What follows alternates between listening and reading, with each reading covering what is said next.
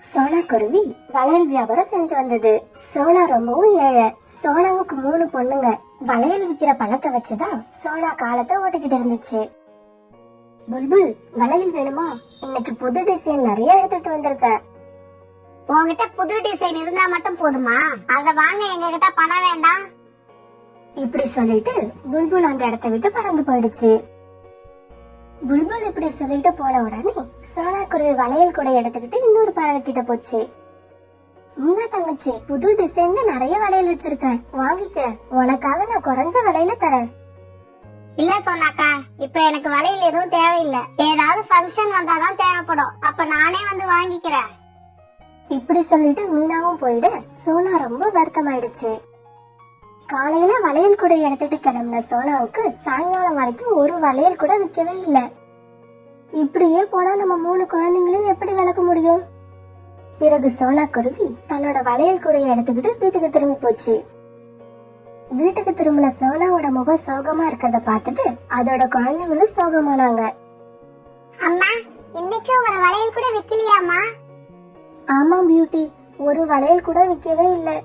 ஆனா அத நினைச்சு நீங்க 3 பேரும் கவலைப்படக்கூடாது. கடவுள் நினைச்சா நாளைக்கே கூட நம்ம வளையல்கள் எல்லாமே வித்துடும். சோனா குருவி தான் குழந்தைங்க கிட்ட இப்படி தைரியமா பேசினாலும் உள்ளுக்குள்ள அது ரொம்பவும் கவலையா தான் இருந்துச்சு. பிறகு அம்மாவும் குழந்தைங்களும் ராத்திரி சாப்பிட்டுட்டு படுத்து தூங்கினாங்க.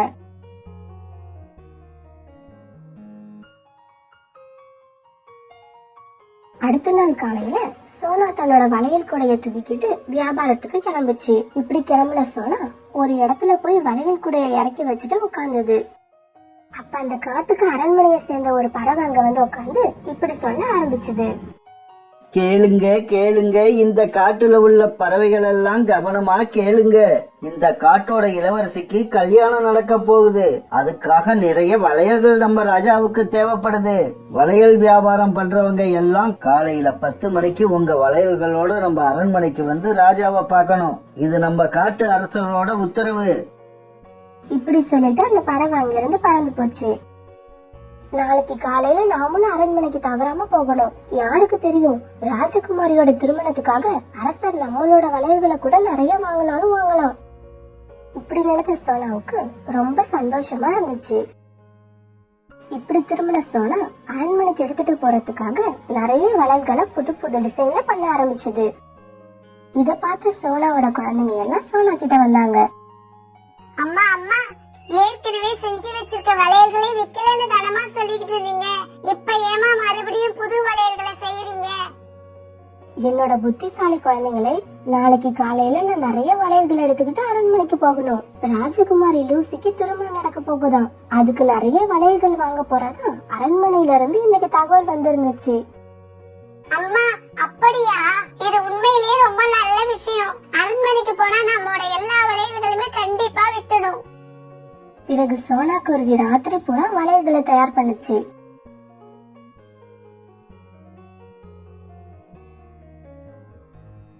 காலையில எல்லா வளையல்களையும் எடுத்துக்கிட்டு சோனா குருவி காட்டு ராஜாவோட அரண்மனைக்கு போச்சு. சோனா இப்படி அங்க போனப்ப ஏற்கனவே வளையல் வியாபாரிகளான காலுக்காகவும் புறாவும் வந்திருந்தாங்க. அரசே, என்னோட வளையல்கள் எல்லாரோட வளையல்களையும் விட ரொம்ப அழகானது. அதனால நீங்க இதையே வாங்கிக்கலாம். காலு, கொஞ்சம் பொறுமையா இரு. இதோ இப்ப என்னோட மகள் லூசி வந்துடுவா. அவளுக்கு எந்த வளையல் பிடிக்குதோ அத அவளே தேர்ந்தெடுப்பா. அவளுக்கு யாருடைய வளையல் பிடிச்சிருக்கோ அவங்களுக்கு நிறைய வெகுமதியும் கிடைக்கும். வெகுமதினு ராஜா சொன்னதை கேட்ட 3 பேரும் ரொம்ப சந்தோஷமானாங்க. பிறகு கொஞ்ச நேரத்துல இளவரசி லூசியும் அங்க வந்துச்சு. பிறகு லூசி ஒவ்வொருத்தவங்களோட வளையலையும் போய் பார்த்துச்சு. அப்பா, இந்த 3 பேரோட வளையல்ல எனக்கு எந்த வளையலுமே பிடிக்கல. என்ன மகளே இப்படி சொல்லிட்ட? பொறுமையா பாரும்மா. யாராவது ஒருத்தரோட வளையலாவது உனக்கு கண்டிப்பா பிடிக்கும். ஆமா இளவரசி, அப்பா சொல்றது அப்படியே உண்மை. என்னோட வளையல்களை விட அழகான வளையல்கள் உங்களுக்கு எங்கேயுமே கிடைக்காது. அப்பா, நீங்க சொல்றதுக்காக நான் இவங்க கிட்டே வளையல் வாங்கிக்கிறேன். ஆனா இவங்க நாளைக்கு கொண்டு வர வளையல்கள் எப்படி தெரியுமா இருக்கணும்? உலகத்தில் உள்ள அனைத்து வளையல்களையும் விட சிறந்த அழகுள்ளதா இருக்கணும். என் மக சொன்னது உங்க 3 பேருக்கும் கேட்டிருக்கும்னு நினைக்கிறேன். என் மக சொன்ன மாதிரியே மிகச் சிறந்த வளையல்களை தயார் பண்ணி கொண்டு வாங்க. வளையல்களை கொண்டு வந்து கொடுத்துட்டு வெகுமதியை வாங்கிக்கிட்டு போங்க. பருந்தரசரை, இளவரசி லூசிக்காக நான் புது புது டிசைன்ல வளையல்களை தயார் பண்ணி கொண்டு வரேன். நான் வளையல்களை ரொம்பவும் நேர்த்தியா தயாரிப்பேன்.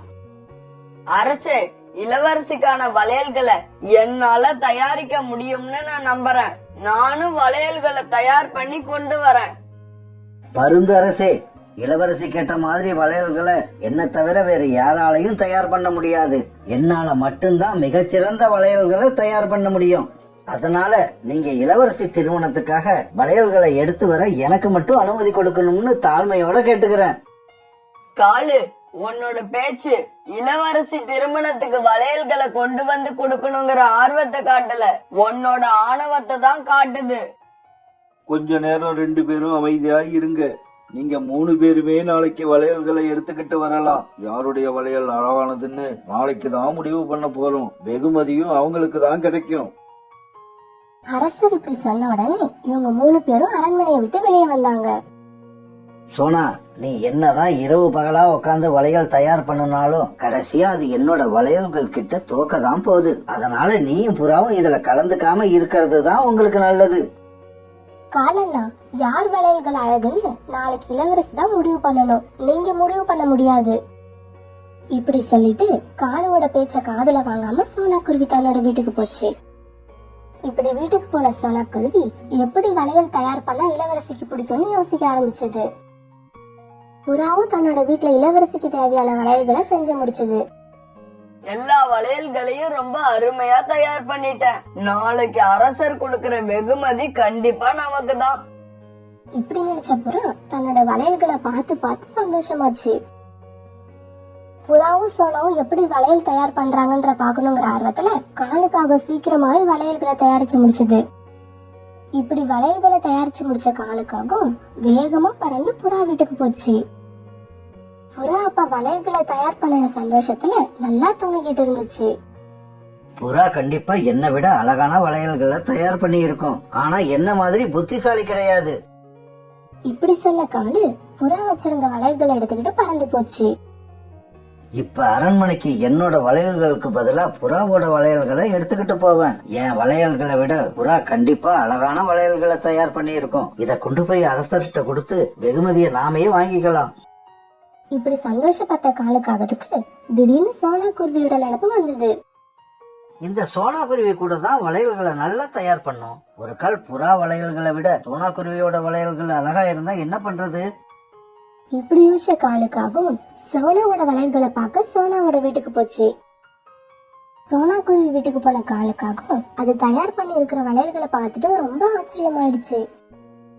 ஆஹா, எவ்வளவு அருமையான வளையல்களை சோனா தயார் பண்ணி இருக்கு. வளையல்களோட கலர் வேற கண்ணை பறிக்கிறாப்புல இருக்கு. கண்டிப்பா இளவரசிக்கு இவைகளை தான் பிடிக்கும். சோனா குருவி தூங்குற வரைக்கும் இங்கேயே காத்திருப்போம். அது தூங்குனதுக்கு அப்புறம் இந்த வளையல்களை நாம எடுத்துக்கிட்டு போய் நாளைக்கு வெகுமதியை எப்படியாவது வாங்கிடணும். காலை இப்படி யோசிச்சுக்கிட்டு சோனா வீட்டுக்கு வெளியில நிக்க சோனாவோட பொண்ணு பியூட்டி காலை நிக்கிறத பாத்துடுச்சு. இப்படி காலுவை பார்த்த பியூட்டி வீட்டுக்குள்ள போய் தன்னோட தங்கச்சி கிட்ட இப்படி சொல்லுச்சு. சகோதரிகளே, காலர்கள் நம்ம வீட்டுக்கு வெளியில நின்னு நம்ம அம்மா செய்யற வளையல்களையே பாத்துக்கிட்டு இருக்காரு. அதனால இன்னைக்கு நம்ம ஜாக்கிரதையா இருக்கணும். இப்படி யோசிச்ச குழந்தைங்க அம்மா கிட்ட போனாங்க. அம்மா, நீங்க ரொம்ப அழகான வளையல்களை தயார் பண்ணிட்டீங்க. இந்த வளையல்கள் கண்டிப்பா இளவரசிக்கு பிடிக்கும். குழந்தைங்களா, நம்ம எந்த வேலையும் அவசர அவசரமா செய்யாம யோசிச்சு செஞ்சா அதோட பலன் நமக்கு கண்டிப்பா கிடைக்கும். சரிம்மா, நீங்க போய் தூங்குங்க. நாளைக்கு காலையில நீங்க அரண்மனைக்கு வேற போகணும். நாங்க இந்த வளையல்களை எடுத்து பேக் பண்ணி வைக்கிறோம். இப்படி சொன்ன குழந்தைங்க வளையல்களை எடுத்து பேக் பண்ணிட்டு அம்மா கூட படுத்து தூங்குனாங்க. இப்படி எல்லாரும் தூங்குனதுக்கு அப்புறம் உள்ள வந்த காலுக்காகவும் வளையல்கள் இருந்த பேக் எடுத்துக்கிட்டு தன்னோட வீட்டுக்கு பறந்து போச்சு. வீட்டுக்கு போன காலுக்காகவும் புறா கிட்ட இருந்து எடுத்துட்டு வந்த பேக தூக்கி ஒரு மூலையில போட்டுடுச்சு. நாளைக்கு சோனா குருவியோட இந்த வளையல்களை எடுத்துக்கிட்டு நாம அரண்மனைக்கு போனா கண்டிப்பா வெகுமதி நமக்கு தான், வேற யாருக்கும் கிடையாது. இப்படி யோசிச்ச காலுக்காகவும் சந்தோஷமா படுத்து தூங்கிடுச்சு. புறா, உன்னுடைய வளையல்கள் எங்க? அரசே, நான் தயார் பண்ணி வச்சிருந்த வளையல்களை ராத்திரி யாரோ திருடிக்கிட்டு போயிட்டாங்க. காலு, நீ உன்னுடைய வளையல்களை காட்டு. உன்னோட வளையல்கள் இருக்கா இல்ல அதுவும் திருட்டு போயிடுச்சா? இல்ல மகாராஜா, என்னோட வளையல்கள் என்கிட்ட தான் இருக்கு. ராத்திரி பூரா கண் விழிச்சு இளவரசிக்காக தயார் பண்ணுனேன். இத பார்த்துட்டு எவ்வளவு அதிகமா வெகுமதி கொடுக்க முடியுமோ அவ்வளவு அதிகமா கொடுங்க. இப்படி சொல்லிட்டு காலுக்காக பேக திறக்க வளையல்களை பார்த்துட்டு எல்லாரும் அதிர்ச்சி ஆயிட்டாங்க. ஏன்னா வளையல்கள் எல்லாமே கருப்பு கலர்ல இருந்துச்சு. இத பார்த்த ராஜாவுக்கு ரொம்ப கோபம் வந்துடுச்சு. காலு, இளவரசியோட கல்யாணத்துக்கு தான் உன்னை வளையல்கள் கேட்டோம். அப்படியும் கருப்பு வண்ணத்துல வளையல் செஞ்சுக்கிட்டு வந்து எங்களை ரொம்ப அவமானப்படுத்திட்ட. இதுக்கான தண்டனையை நீ அனுபவிச்சே தீரணும். இதுக்காக உனக்கு 1 வருஷம் சிறை தண்டனை கண்டிப்பா கிடைக்கும். ராஜா இப்படி சொன்ன உடனே காலுக்காக ரொம்ப பயந்து போயிடுச்சு. சோனா வீட்ல இருந்து எடுத்துட்டு வந்த வளையல்கள் எப்படி கருப்பா மாறுச்சுன்னு காலுவுக்கு எதுவுமே புரியல. இப்ப சோனா குருவி தன்னோட வளையல்களை திறந்து காட்ட இளவரசிக்கு அந்த வளையல்கள் ரொம்ப பிடிச்சிருந்தது. அப்பா, எனக்கு இந்த வளையல்களை ரொம்ப பிடிச்சிருக்கு. இனிமே நான் தினமும் இந்த வளையல்களை தான் போட்டுக்க போறேன். சோனா, இளவரசிக்கு உன்னோட வளையல்கள் ரொம்ப பிடிச்சிருக்கு. இனிமே அரண்மனைக்கு தேவையான வளையல்கள் அனைத்தையும் நீ தான் தயார் பண்ணி கொடுக்கணும். அப்புறம் உனக்கு வெகுமதியா 1000 பொற்காசுகள் கொடுக்கறதுக்கு உத்தரவிடுறேன். இந்த சந்தோஷமான செய்திய சோனா வீட்டுக்கு போய் தன்னோட குழந்தைங்க கிட்ட சொல்ல, குழந்தைங்க ராத்திரி காலுக்காக வந்ததையும் அதனால பேக்ல வேணும்னே நல்ல வளையல்களை வைக்காம கருப்பு வளையல்களை வச்சதையும் சொல்ல, சோனா தான் குழந்தைங்களோட புத்திசாலித்தனத்தை நினைச்சு ரொம்ப சந்தோஷப்பட்டுச்சு. அதுக்கப்புறம் சோனாவோட வறுமையும் ஏழ்மையும் ரொம்ப தூரம் போக சோனா குழந்தைங்களோட சந்தோஷமா வாழ்ந்து வந்துச்சு.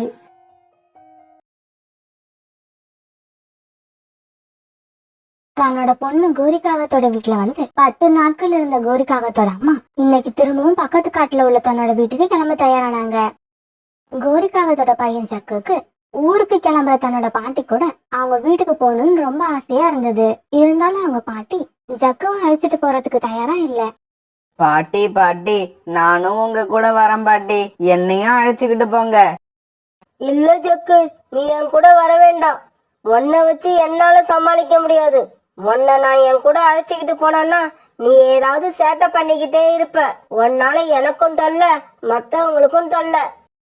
பாட்டி இப்படி சொன்ன உடனே அதை கேட்ட ஜக்கு அழ ஆரம்பிச்சுட்டான். அம்மா அம்மா, பாட்டி கிட்ட சொல்லுமா, என்னையும் அழைச்சுக்கிட்டு போக சொல்லு.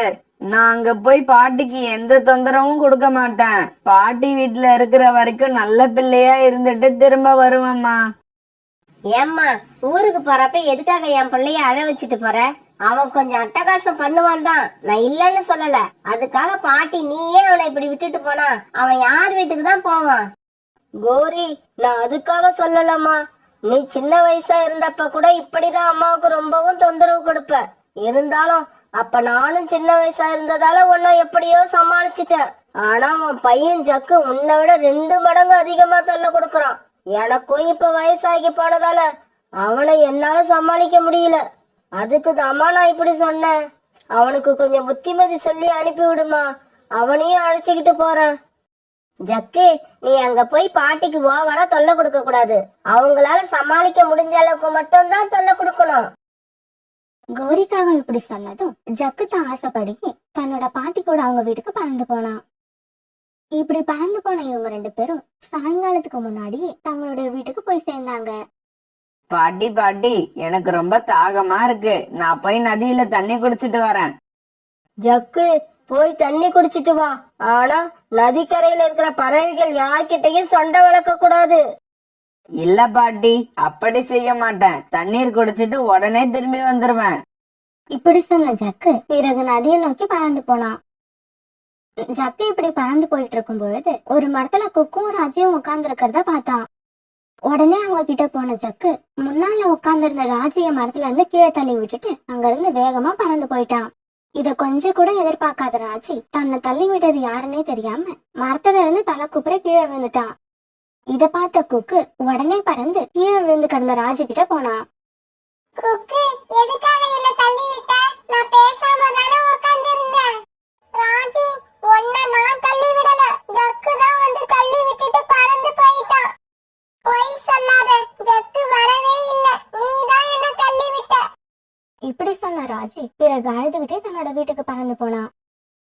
சோனாக்கா, உங்க பையன் கொக்கு இன்னைக்கு மரத்து மேல இருந்து என் பையன் ராஜிய கீழே தள்ளி விட்டுட்டான். அவனுக்கு கால்ல நல்லா அடிபட்டு இருக்கு. ராணி புறா இப்படி சோனா குருவி கிட்ட குக்குவை பத்தி கம்ப்ளைண்ட் பண்ணிட்டு இருக்கும் போது குக்குவும் உள்ள வந்தான். குக்கு, ராஜி இன்னைக்கு மரத்துல இருந்து கீழே தள்ளி விட்டியா? அம்மா, நான் தள்ளி விடலம்மா. நானும் ராஜு மரத்து மேல உட்கார்ந்து இருக்கும் போது ஜக்கு பறந்து வந்து ராஜி கீழே தள்ளி விட்டுட்டு உடனே பறந்து போயிட்டான். குக்கு, நீ சொல்றது உண்மைதானே? இதுல பொய் எதுவும் இல்லையே. இல்லம்மா, ஜக்கு இப்ப அவங்க பாட்டி வீட்டுக்கு வந்திருக்கான். அவன் தான் ராஜிய மரத்துல இருந்து கீழே தள்ளி விட்டான். அன்னைக்கு சாயங்காலம் ஜக்கு தன்னோட பாட்டி வீட்டுக்கு திரும்பி வந்தான். ஏண்டா ஜக்கு, எங்க போயிட்டு வர? தண்ணி குடிச்சிட்டு உடனே திரும்பி வரன்னு சொல்லிட்டு போன நீ இப்பதான் வீட்டுக்குள்ள வர. யாரு கூடவும் எந்த பிரச்சனையும் இல்லல்ல? இல்ல பாட்டி, நான் எந்த பிரச்சனையும் பண்ணல. குக்கு தான் ராஜுவ மரத்துல இருந்து கீழே தள்ளி விட்டுட்டான். அப்புறம் ராஜுக்கு ஹெல்ப் பண்ணி நான் தான் கொண்டு போய் வீட்டுல விட்டுட்டு வந்தேன். அப்படியா? இப்படிதான் ஜக்கு இருக்கணும். என்னோட பேரை முன்ன மாதிரி கிடையாது, ரொம்பவும் நல்லவன் ஆயிட்டான். இப்படியே சில நாட்கள் நகர்ந்துச்சு. ஜக்கு, காலையிலேயே எங்கடா கிளம்பிட்ட? பாட்டி, குக்கு கூட போய் நான் விளையாட போறேன். சீக்கிரமா வந்துருவேன். இப்படி சொன்ன ஜக்கு வீட்டுல இருந்து பறந்து போய் வெளியில ஒரு இடத்துல உட்காந்துருக்க குக்கு பக்கத்துல போய் உட்கார்ந்தான். குக்கு, வா, நம்ம ரீட்டா ஆண்டியோட ஆப்பிள் தோட்டத்துக்கு போய் ஆப்பிள் சாப்பிட்டுட்டு வருவோம். ரீட்டா ஆண்டியை ஏமாத்திட்டு ஆப்பிள் சாப்பிட்டுட்டு வந்தா அவ்வளவு ஜாலியா இருக்கும். இல்ல ஜக்கு, நான் அங்க வரல. மத்தவங்க தோட்டத்துல தெரியாம திருடி திங்கிறது தப்பு. அந்த தப்ப நான் செய்ய மாட்டேன். குக்கு இப்படி சொன்ன உடனே ஜக்குவுக்கு கோபம் வந்துருச்சு. திருடி திங்கிறத தப்பு நான் சொல்றேன். இப்படி சொன்னது தப்புன்னு நீ நினைச்சு நினைச்சு அழணும். அந்த மாதிரி இன்னைக்கு உனக்கு ஒரு தண்டனை கொடுக்க போறேன் பாரு. இந்த மாதிரி யோசிச்ச ஜக்கு பிறகு இப்படி பேச ஆரம்பித்தான். குக்கு, அப்புறம் இன்னும் ஒரு விஷயம். இன்னைக்கு நம்ம காட்டோட கடைசியில இருக்கிற குகைக்குள்ள போய் விளையாண்டுகிட்டு இருந்தேன். அப்ப அங்க உள்ள சிலந்தி வலையில ஒரு தும்பி மாட்டிக்கிட்டு துடிச்சுக்கிட்டு இருந்தது. வீட்டுக்கு திரும்புறப்ப அந்த தும்பிய விடுதலை பண்ணணும்னு நினைச்சேன். ஆனா பாரு, மறந்துட்டு வந்துட்டேன். இப்ப நீயும் வரியா? நாம போய் அந்த தும்பிய சிலந்தி வலையில இருந்து விடுவிச்சிட்டு வருவோம். ஜக்கு இப்படி சொன்ன உடனே அதை உண்மைன்னு நம்பின குக்கு பிறகு ஜக்கு கூட அந்த குகையை நோக்கி பறந்து போனான். என்ன குக்கு, வாசல்லே நின்னு பார்த்தா எப்படி தெரியும்? உள்ள போய் பாரு. ஜக்கு இப்படி சொல்ல குக்கு உடனே குகைக்குள்ள போய் அங்க உள்ள சிலந்தி கூடுகள்ல தும்பிய தேட ஆரம்பிச்சான். அந்த சமயத்துல ஜக்கு ஒரு பெரிய கல்லை நகர்த்தி வச்சு குகையோட வாசல மூடிட்டான். ஜக்கு, எதுக்காக குகையோட வாசலை மூடின? சீக்கிரமா திறந்து விடு. எனக்கு ரொம்ப பயமா இருக்கு. என்ன குக்கு, பயமா இருக்கா? நான் உன்னை ஆப்பிள் சாப்பிட கூட்டத்துக்கு நீ என்ன சொன்ன? ஆப்பிள திருடி சாப்பிடுறது தப்புன்னு திமிரா சொன்னல, அதுக்கான தண்டனை தான் இது. இப்படி சொன்ன ஜக்கு பிறகு அங்க இருந்து பறந்து போயிட்டான். அன்னைக்கு சாயங்காலம் ஆச்சு.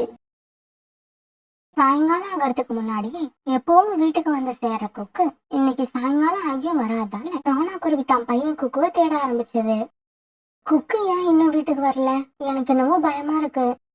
இப்படி நினைச்ச சோனா குருவி புறா கிட்ட போச்சு. புறாண்ணா, என் பையன் குக்குவை பாத்தீங்களா? இல்ல சோனா, இன்னைக்கு காலையில இருந்து நான் எங்கேயும் வெளியில கிளம்பவே இல்ல. நான், என்னோட மனைவி, என் மகன் ராஜி 3 பேருமே வீட்டுல தான் இருக்கோம்.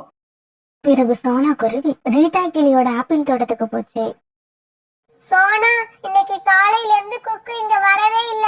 ஆனா ஜக்கு வந்து ஆப்பிள் பழங்களை திருட பார்த்தான். நான் அவனை அடிச்சு விரட்டி விட்டுட்டேன். சோனா குருவிக்கு ஜக்கு தன்னோட பாட்டி வீட்டுக்கு வந்திருக்காது அப்பதான் ஞாபகத்துக்கு வந்துச்சு. உடனே சோனா குருவி ஜக்கு கூட பாட்டி வீட்டுக்கு பறந்து போச்சு. ஜக்கு, என் பையன் குக்கு இது வரைக்கும் வீட்டுக்கு வரல. நீ அவனை எங்கேயாவது பாத்தியா?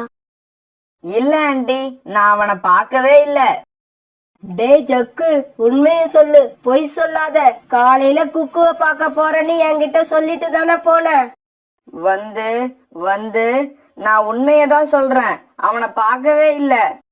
ஜக்கு இப்படி தடுமாறி பதில் சொன்னதால ஜக்குவோட பாட்டிக்கு அவன் மேல சந்தேகம் வந்துருச்சு. இதனால பாட்டி பக்கத்துல இருந்த வாக்கிங் ஸ்டிக்க கையில எடுத்துக்கிட்டாங்க. டேய் குக்கு, உண்மையை சொல்லு. இப்ப நீ உண்மையை சொல்லல, இந்த குச்சி உடைஞ்சு போற வரைக்கும் உன்னை அடிப்பேன். பாட்டி என்ன அடிக்காதீங்க, நான் உண்மையை சொல்லிடுறேன். குக்குவை நான் தான் இந்த காட்டோட கடைசியில இருக்கிற குகையில அடைச்சு வச்சிருக்கேன். ஜக்கு இப்படி சொன்னதை கேட்ட உடனே சோனா குருவி எதுவுமே பதில் சொல்லாம குகையை நோக்கி அழுதுகிட்டே வேகமா பறந்து போச்சு. காப்பாத்துங்க, என்ன காப்பாத்துங்க, யாராவது வந்து என்ன காப்பாத்துங்க. குக்கு, அம்மா வந்துட்டேன்டா. குக்கு, அம்மா வந்துட்டேன்டா, பயப்படாம இரு. இப்படி சொன்ன சோனா குருவி பிறகு குகையோட வாசல்ல அடைச்சுக்கிட்டு இருந்த கல்லை நகர்த்தி குக்குவை வெளியில கொண்டு வந்தது. அம்மா அம்மா, ஜக்கு என்கிட்ட இந்த குகையில ஒரு தும்பி செலந்தி வலையில மாட்டிக்கிட்டு இருக்குன்னு போய் சொல்லி என்ன அழைச்சிக்கிட்டு வந்து குகைக்குள்ள விட்டுட்டு வாசலை மூடிட்டு போயிட்டான். அழாத குக்கு, அழாத. இதுக்கப்புறம் இந்த மாதிரி பறவைகள் கூட நீ பேசவே கூடாது. ஜக்கு, நீ செய்யற செயல்களோட விளைவு என்னன்னு உனக்கு தெரிய மாட்டேங்குது. குக்குக்கு மட்டும் ஏதாவது ஒண்ணு ஆயிருந்தா காட்டுல உள்ள பறவைகள் எல்லாம் சேர்ந்து நம்மள என்ன பண்ணுவாங்கன்னே சொல்ல முடியாது. பாட்டி உங்களுக்கு தெரியாது, திருடி சாப்பிடுறது தப்புன்னு என்ன ரொம்ப இன்சல்ட் பண்ணிட்டான். அதனாலதான் நான் அப்படி செஞ்சேன். ஜக்கு, நாளைக்கு காலையில முதல் வேலையா உன்னை கொண்டு போய் உங்க அம்மா கிட்ட விட்டுட்டு வந்தாதான் என்னால நிம்மதியா இருக்க முடியும். நாளைக்கு ஊருக்கு கிளம்புறதுக்கு தயாராயிரு. அன்னைக்கு சாயங்காலம் பாட்டி தூங்கிட்டு இருக்கும் போது ஜக்கு மறுபடியும் வீட்டை விட்டு வெளியே கிளம்பி வந்தான். அந்த சமயத்துல பக்கத்து காட்டை சேர்ந்த நிறைய சின்ன பறவைகள் ஜக்கு இருக்கிற காட்டை சுத்தி பார்க்கறதுக்காக பறந்து வந்துகிட்டு இருந்தாங்க. அப்படி வந்துகிட்டு இருந்த பறவைகள்ல 2 சின்ன பறவைகள் மட்டும் வேகமா பறந்து வந்து ஒரு மரத்துல உட்கார்ந்து இருந்தாங்க. சின்ன பறவைகளை பார்த்த ஜக்கு உடனே அவங்க கிட்ட பறந்து போனான். வழக்கம் போல ஒரு பறவைய மரத்துல இருந்து கீழே தள்ளி விட்டான். பிறகு உடனே அங்கிருந்து கிளம்பி தன்னோட வீட்டுக்கு பறந்து வர ஆரம்பிச்சான். ஆனா இதையெல்லாம் பின்னாடி வந்த எல்லா பறவைகளும் பார்த்துட்டாங்க. அங்க பாருங்க, நம்ம பப்ளுவ ஒரு காகம் மரத்துல இருந்து கீழே தள்ளி விட்டுட்டு பறந்து போகுது. பிறகு ஜக்கு பின்னாடியே பறந்து வந்த அந்த பறவைகள் ஒரு இடத்துல ஜக்குவை பிடிச்சு அடிக்க ஆரம்பிச்சாங்க. அப்ப அந்த இடத்துல ரிட்டா, கிளி, புறா, சஞ்சம் இப்படி நிறைய பறவைகள் இருந்தாங்க. ஆனா அவங்க எல்லாருமே ஜக்கு அடி வாங்காத வேடிக்கை பார்த்தாங்களே தவிர கிட்ட போகவே இல்லை. ஜக்கு இப்படி அடி வாங்கிட்டு இருக்கதை கேள்விப்பட்ட அவனோட பாட்டி உடனே அந்த இடத்துக்கு பறந்து வந்தாங்க. ஆனா அவங்க வரத்துக்குள்ள ஜக்குவை அடிச்ச பறவைகள் எல்லாம் அந்த இடத்த விட்டு பறந்து போயிட்டாங்க. ஜக்கு மட்டும்தான் அதே இடத்துல ரத்த காயங்களோட அழுதுகிட்டு இருந்தான். பாட்டி என்ன அடிச்சத எல்லா பறவைகளும் உட்காந்து வேடிக்கை பார்த்துக்கிட்டு இருந்தாங்களே தவிர யாரும் எனக்கு சப்போர்ட் பண்ணவே இல்ல, என்னை காப்பாத்தவும் முயற்சி பண்ணல. ஜக்கு, உன்ன மாதிரி அடுத்தவங்களுக்கு தொல்லை கொடுக்கிற பறவைகளுக்கு யாருமே உதவி பண்ண மாட்டாங்க. இப்படி யாருன்னே தெரியாத பறவைகள் கிட்ட அடி வாங்கினதுக்கு அப்புறம் தான் ஜக்குவுக்கு அறிவு வந்தது. பாட்டி இனிமே நான் யாருக்கும் தொந்தரவு கொடுக்க மாட்டேன், என்னை கொண்டு போய் எங்க அம்மா வீட்டுல விட்டுருங்க.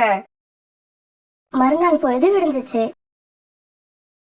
பிறகு மறுநாள் காலையில ஜக்குவும் ஜக்குவோட பாட்டியும் ஊருக்கு கிளம்ப தயாரா வாசல்ல நின்னாங்க.